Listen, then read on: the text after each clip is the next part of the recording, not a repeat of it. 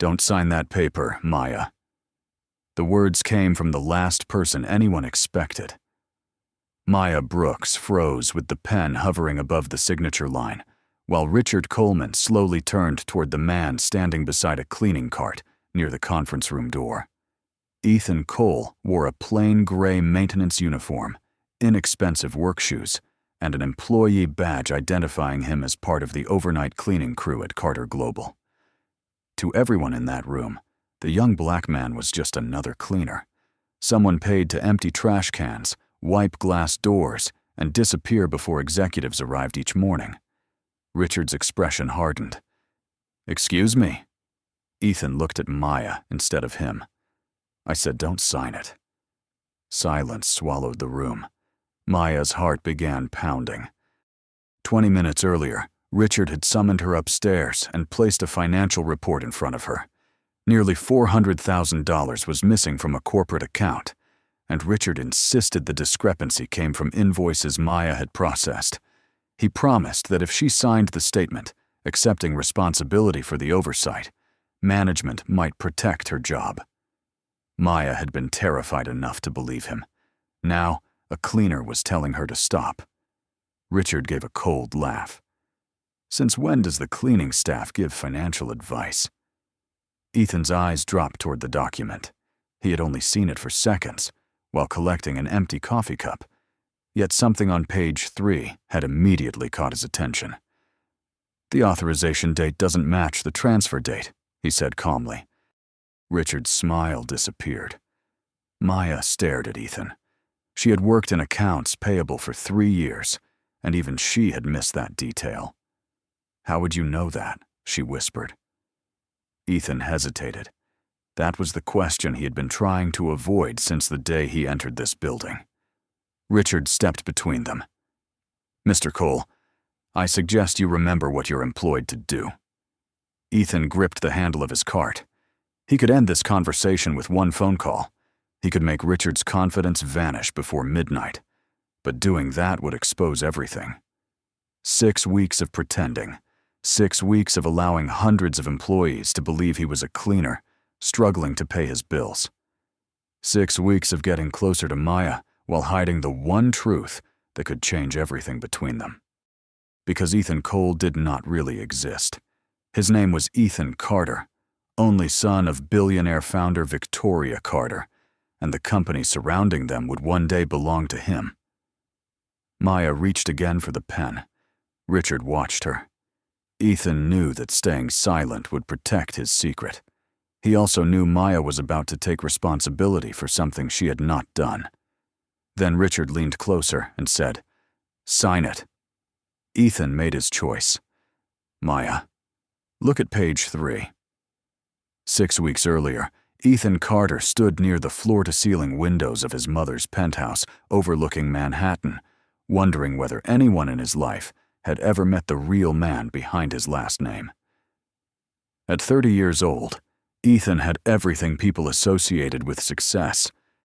He lived in a luxury apartment, drove cars worth more than many homes, and was expected to inherit Carter Global, the multi-billion-dollar company his mother had built from the ground up. Yet that evening, none of it felt like a blessing.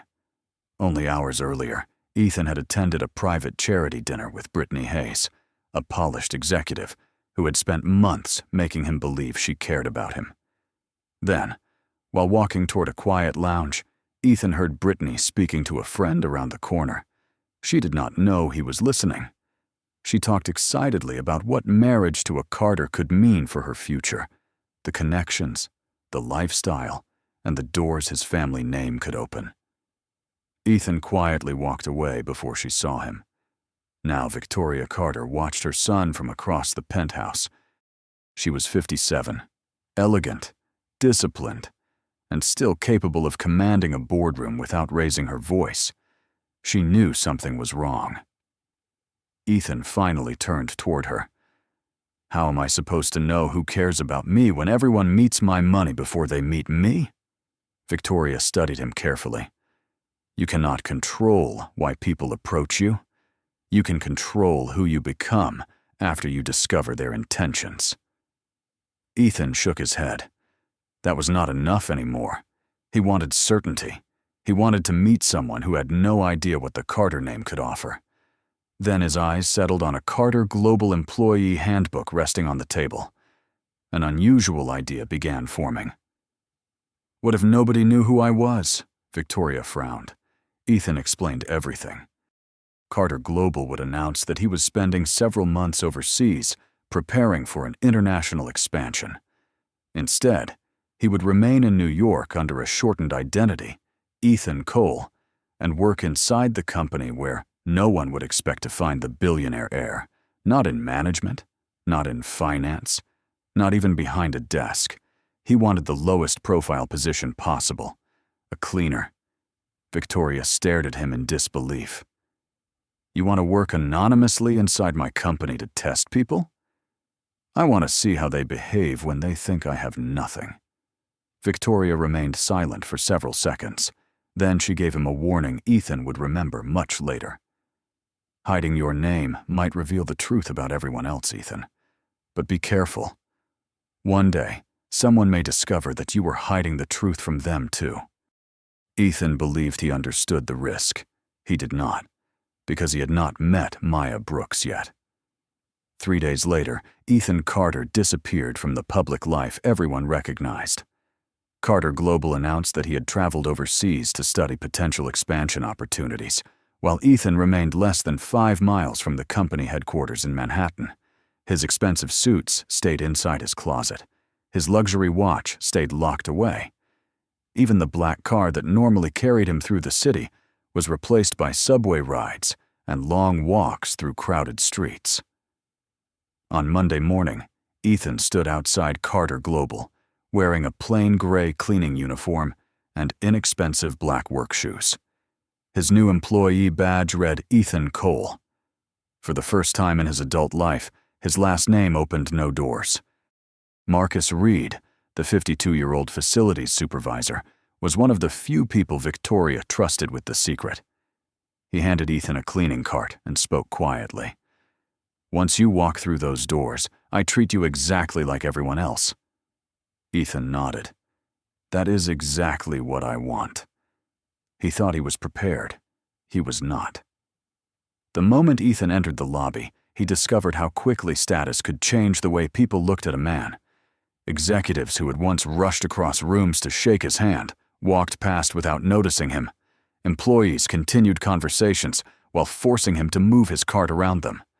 One manager dropped an empty coffee cup beside a trash container instead of placing it inside. Ethan picked it up silently. Then the elevator doors opened, and Brittany Hayes stepped into the lobby. Ethan froze. Brittany had attended dinners with him, laughed beside him, and once claimed she could recognize him anywhere. Now she glanced directly at his face and saw nothing familiar. "Cleaner," she called impatiently. Ethan looked at her. "Yes?" She pointed toward a faint mark near the elevator. "Take care of that before clients arrive. This building represents an elite company."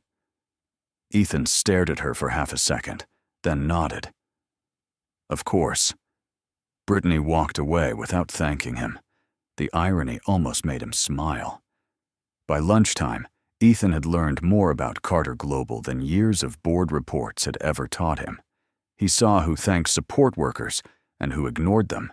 He saw who became polite only when senior executives appeared. Then, while Ethan was wiping fingerprints from a glass conference room door, a woman carrying 2 folders nearly collided with his cart. Papers slipped from the top folder and scattered across the floor. Ethan immediately bent down to help. "I'm so sorry," she said. "I should have been watching where I was going." Ethan looked up. She was already kneeling beside him, gathering papers herself instead of expecting him to do it. Her employee badge read, Maya Brooks, Accounts Payable. When they finished, Maya smiled. "Thank you. I am Maya." Ethan hesitated. Most people that morning had noticed his uniform before his face. Maya had asked for neither his position nor his usefulness. "Ethan," he said. "Ethan Cole." She smiled again.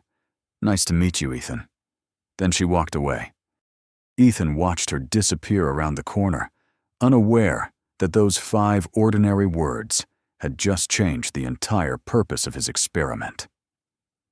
Over the next 2 weeks, Ethan began noticing Maya everywhere, not because he was looking for romance, but because she behaved differently when she thought nobody important was watching. Every morning, she greeted Marcus by name. She thanked the security guards when they opened the employee entrance. When a delivery worker struggled to maneuver several heavy boxes through the lobby, Maya held the door instead of walking past. She treated executives, assistants, cleaners, and messengers with the same quiet respect. Ethan had spent years around people who changed personalities depending on the size of someone's paycheck. Maya seemed almost incapable of doing that. One Tuesday afternoon, Ethan was replacing trash liners outside a conference room when Richard Coleman stepped into the hallway. Richard was the senior operations director, a man Ethan already knew from quarterly reports and executive meetings. Richard did not recognize him. "Cole," Richard said sharply, "the conference rooms on 42 need to be finished before 3. "Marcus assigned me to 38, Ethan replied. Richard looked at him as though the explanation itself were disrespectful. "Then work faster." Ethan swallowed his response. As Ethan Carter, one sentence from him could make Richard nervous. As Ethan Cole, he had no authority at all. That realization became even harder. Minutes later, when Maya approached carrying a financial report, Richard immediately turned his frustration toward her. "These vendor numbers should have been corrected yesterday." Maya remained calm. "I sent the corrected file yesterday morning. Your office requested another revision at 4:30. Richard frowned. "Are you blaming my office?" "No, sir. I'm explaining the timeline." Several employees slowed down to listen. Richard lowered his voice, but his contempt remained obvious. People who want to move beyond entry-level accounting should learn when explanations sound like excuses. Maya's face changed for only a second. Ethan saw it. The embarrassment, the anger she refused to show. He wanted to step forward and tell Richard exactly who had made the mistake. He wanted to remind him that leadership was not permission to humiliate people, but doing so would raise questions a cleaner should not be able to answer. Ethan hated the feeling. He had spent his entire life surrounded by power, yet standing 10 feet from Maya, he had never felt more powerless. Richard walked away. Maya exhaled slowly and looked down at the folders in her hands. Ethan approached carefully. "For what it is worth, you did not sound like you were making excuses." Maya looked at him and smiled faintly. "For what it is worth, cleaners are apparently better listeners than executives." Ethan laughed. It was the first genuine laugh he had shared with anyone in weeks. Later that evening, Maya found him eating alone in the employee cafeteria. She placed her lunch bag on the table across from him. "Do you mind?" "Not at all." She sat down and divided a homemade sandwich in half. "I made too much." Ethan knew she was pretending. There was barely enough for one person. Still, she offered him half. And for the first time, Ethan wondered whether his experiment had already found the answer he wanted. What he did not realize was that every day he waited to tell Maya the truth made that truth more dangerous. By the 3rd week, lunch with Maya had become the part of Ethan's day he secretly waited for.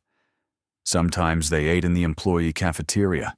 Sometimes they bought coffee from a small shop 2 blocks from Carter Global and sat near Bryant Park, watching office workers hurry through Manhattan. Maya never asked Ethan what he owned. She asked what made him laugh, what kind of music he liked, and what he wanted his life to mean. Those questions unsettled him because nobody had asked them in years. One evening, after their shifts ended, rain covered the sidewalks and delayed several subway lines. Maya and Ethan waited beneath an awning while yellow taxis moved through the wet streets. "You know what bothers me about places like Carter Global?" Maya asked. Ethan smiled carefully. I have a feeling you are going to tell me. Some people upstairs think money makes them more important than everyone downstairs." Ethan became quiet. Maya continued. "Money is useful. Success is wonderful. But the moment you start treating people like experiments because you have more power than they do, something is wrong." The words landed harder than she could possibly know. Ethan looked away. His entire reason for entering Carter Global had been an experiment. He had wanted strangers to reveal themselves while he remained protected behind a false identity. Now Maya was trusting a man who had never told her the most important truth about himself. "What if someone hid something because they were afraid of being used?" Ethan asked. Maya considered it. "That depends on what they hid. Something big." She looked at him. "Then the longer they wait, the harder the truth becomes." Ethan felt his chest tighten. This was the moment. He could tell her. He could explain Victoria, Carter Global, the money, everything. "Maya, there is something about me that you should know." Before he could continue, her phone rang. She checked the screen and sighed. "My mother. I need to answer this." Ethan nodded.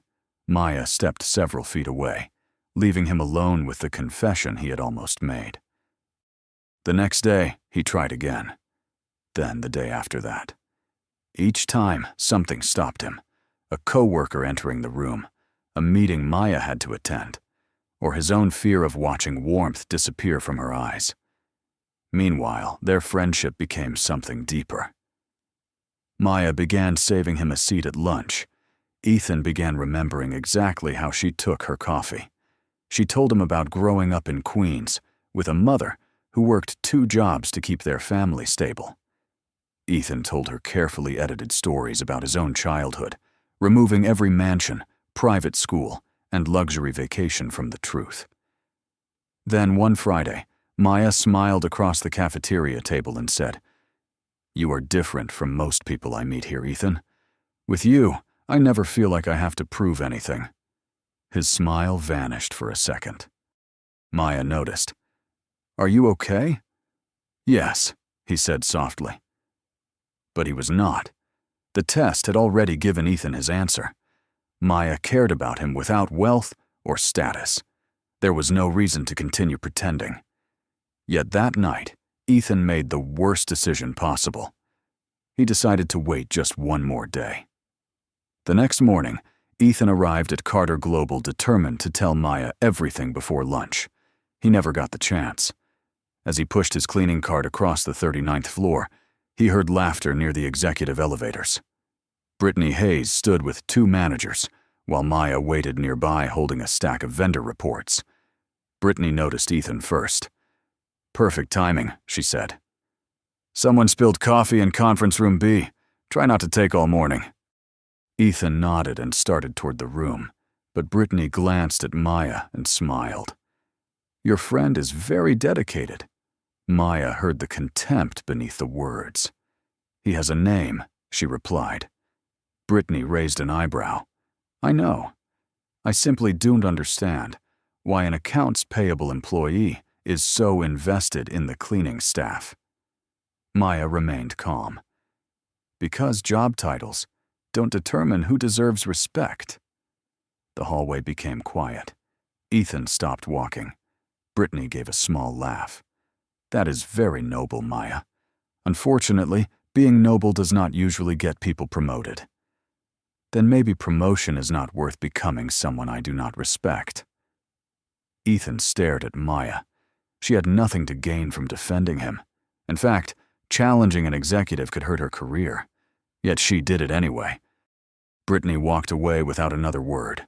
But Ethan knew Maya had just answered every question that brought him into this building. The test was over. He would tell her that evening. He would accept whatever happened afterward. But before the workday ended, something changed. Maya was reviewing vendor payments when she noticed 3 unusual transfers connected to the same consulting company. Each payment was below the amount that required additional approval, yet together They totaled nearly $400,000. The authorization trail pointed toward Richard Coleman's operations division. Maya checked the dates twice, then 3 times. Something was wrong. She printed the records and carried them toward Richard's office, believing there might be a reasonable explanation. Ethan saw her entering the executive corridor and immediately noticed the papers in her hand. 30 minutes later, Maya emerged, looking unsettled. "Everything okay?" Ethan asked. She forced a smile. "Probably. I found something strange in the accounts. Richard said it was an internal allocation issue." "Did that explanation make sense?" Maya hesitated. "Not really." Ethan's instincts changed instantly. He knew Carter Global's financial controls. An internal allocation should not produce those transfers. "Keep copies of everything," he said. Maya looked at him strangely. "You sound very sure." Ethan realized his mistake. "I just think you should protect yourself." Maya nodded slowly, but suspicion flickered in her eyes for the first time. Across the floor, Richard stood behind the glass wall of his office watching them. Later that evening, after most employees had gone home, Richard opened Maya's transaction history and stared at the records she had accessed. His expression tightened. Maya had discovered something she was never supposed to notice, and Ethan's plan to confess his secret was about to become the least dangerous secret inside Carter Global. By Monday morning, Maya knew something was wrong. Her access to several accounting folders had been restricted. 2 vendor files she had reviewed on Friday were suddenly unavailable, and Richard had scheduled a private meeting with her for 4 o'clock. Ethan noticed the tension in her face when she entered the cafeteria. "What happened?" he asked. Maya lowered her voice. "Those transfers I told you about. I tried checking them again this morning. Now I cannot access the records." Ethan felt his stomach tighten. "Did you save copies?" "Yes, just like you told me." Ethan wanted to call Victoria immediately, but Maya needed evidence that could survive an internal investigation. More importantly, he could not protect her as Ethan Carter without finally exposing himself. At 4 o'clock, Maya entered Richard's conference room. Ethan remained nearby, cleaning the hallway while listening carefully. Richard placed a document on the table. His tone was calm, almost sympathetic. He explained that an internal review had identified Maya's employee credentials on several questionable invoice approvals. Maya stared at him. "I did not authorize those transfers." Richard folded his hands. "Then we have a serious problem." He turned another page toward her. The report suggested that a maintenance employee may have accessed unattended financial documents after hours. The employee named in the report was Ethan Cole. Maya's face changed immediately. "That makes no sense." Richard leaned back. "You have been spending considerable time with him." Maya looked at the document again. "Ethan cleans offices. He does not have access to our payment system." "Perhaps you left information where he could see it." Maya understood what Richard wanted. If she signed the statement, responsibility could shift toward Ethan, while she might keep her position. Richard pushed a pen across the table. "Sign this. Cooperate with the review, and I can recommend that management treat your involvement as an oversight." Maya did not touch the pen. "And Ethan?" Richard shrugged. "That would be handled separately." Outside the room, Ethan stood completely still. This was no longer the test he had created. Maya did not know he had wealth, influence, or a powerful family waiting behind him. She believed he was a cleaner who could lose everything because of her decision. Richard spoke again. "Think carefully, Maya. You have a career here. Do not throw it away for someone you barely know." Maya looked through the glass wall and saw Ethan beside his cart. Their eyes met. She remembered the lunches, the rainy evening, and the quiet kindness he had shown when nobody else was watching. Then she pushed the document back. "I will not blame an innocent man to save myself." Richard's expression hardened. Then you leave me very little choice. Maya stood. If keeping this job requires me to lie, then I do not want to keep it. She walked out carrying her copies of the records. Ethan followed her toward the elevator. Maya. She turned, fighting disappointment, but refusing to break. You told me to protect myself. I did. Ethan could barely speak. She had just risked her career for a man she believed had nothing. The answer he had searched for was standing directly in front of him. There is something I need to tell you, he said. Before Maya could respond, the elevator doors opened, and 2 corporate security officers stepped out. One of them looked at Maya. Ms. Brooks, Mr. Coleman needs you back in the conference room. Maya slowly turned back toward the conference room, but Ethan did not move.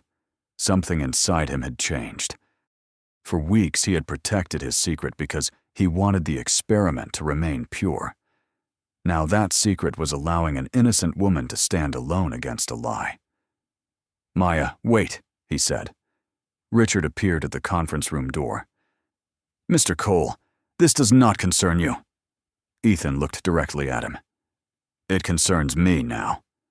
Richard gave an impatient smile. You are a cleaner. Return to work. Ethan reached into his pocket, pulled out his phone, and made one call. Mom, I need you upstairs. Now. Richard almost laughed. Maya stared at Ethan, confused by the sudden authority in his voice. Less than 10 minutes later, the executive elevator opened. Victoria Carter stepped onto the floor, accompanied by the company's chief legal officer and head of internal audit. Conversation stopped across the office. Richard's face lost its confidence. Ms. Carter, I was not informed you were coming. Victoria walked past him and stopped beside Ethan. You should have been more concerned about what my son was doing here. Silence fell. Maya looked from Victoria to Ethan. Her expression went completely still. Richard whispered, Your son. Ethan removed his employee badge and placed it on the conference table. Ethan Cole was the name I used here. My real name is Ethan Carter. Maya said nothing. Brittany, drawn by the commotion, stepped out of a nearby office and froze when she recognized him. Ethan continued before anyone could recover. He explained the mismatched transfer dates, Maya's discovery, the restricted files, and Richard's attempt to shift responsibility onto a maintenance employee. Internal audit immediately secured the relevant records. Richard tried to explain that everything was a misunderstanding, but Victoria stopped him. Then the investigation will establish that. Maya should have felt relieved. Her job might be saved. Her name might be cleared. The man she cared about was not helpless after all. Instead, she looked devastated. Ethan stepped toward her. Maya, I was going to tell you. When? Her voice was quiet. Tonight. Yesterday. I tried more than once. She shook her head. But you did not. Ethan swallowed. I needed to know whether someone could care about me without knowing about the money. Maya stared at him as the meaning settled in. The lunches, the subway conversations, the stories about his life. Every moment now carried another question. So, I was a test? No. Not after I got to know you. But I didn't know you. Those words silenced him. Maya's eyes filled with disappointment. You wanted me to prove that I could love you without your money, Ethan. You never gave me the chance to decide whether I could love you with the truth. She placed her temporary access badge on the table. Ethan had imagined this reveal countless times. Richard would panic. The people who ignored him would finally understand. Maya would discover who he really was. All of that had happened. Yet as Maya walked toward the elevator without looking back, Ethan understood the cruel irony. He had finally proven that her feelings were real, and in the same moment, he had given her a reason to doubt everything about his. For the next 3 weeks, Ethan did something he had never been good at. He waited. He did not send Maya expensive gifts. He did not arrive at her home in a luxury car. He did not ask Victoria to convince her to return. For once, Ethan understood that money could solve problems, but it could not purchase forgiveness. Meanwhile, Carter Global completed its internal investigation. The evidence cleared Maya completely.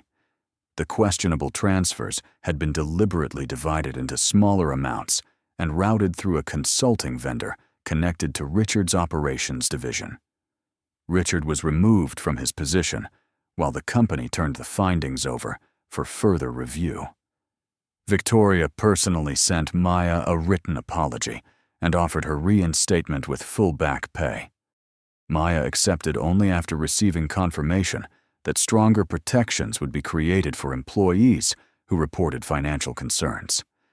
When she finally returned to Carter Global, Ethan was no longer pretending to be Ethan Cole. Yet he was not hiding behind executive privilege either. He spent several weeks working with Marcus and the facilities staff to understand how support employees were treated across the company. One Friday evening, Maya found Ethan alone in the cafeteria where they had once shared lunches. He stood when she approached. "You do not have to leave," she said. Ethan slowly sat down. Maya took the chair across from him. For several seconds, neither spoke. Then Ethan said, "I owe you an apology without an explanation attached to it." Maya listened. "I was afraid people wanted my money, so I decided everyone else had to prove themselves to me. I never considered how unfair that was. You were honest with me while I controlled what you were allowed to know about me." Maya looked down at the table. "What hurt wasn't finding out you were wealthy. It was realizing you had already decided I might be dishonest before you even knew me." Ethan nodded. "You were right." There was no defense, no excuse, only truth. "I cannot ask you to trust me because I apologized. I can only stop lying and let you decide what happens next." Maya studied him carefully. "No more tests?" A small smile touched Ethan's face. "No more tests." Their relationship did not repair itself overnight. They started again slowly. Coffee became lunch. Lunch became long walks through Manhattan after work. This time, Ethan told Maya everything, including the embarrassing parts, the privileged parts, and the fears he had once hidden. Months later, Victoria watched from across the company lobby as Maya laughed beside her son. Ethan was wearing a tailored suit again, but he stopped to greet Marcus by name before entering the elevator. Maya noticed and smiled. Ethan had entered Carter Global believing true love was something another person needed to prove. He left his disguise behind, understanding something far more valuable. Real love could survive differences in wealth, status, and background, but only when both people were given the same thing from the beginning: the truth.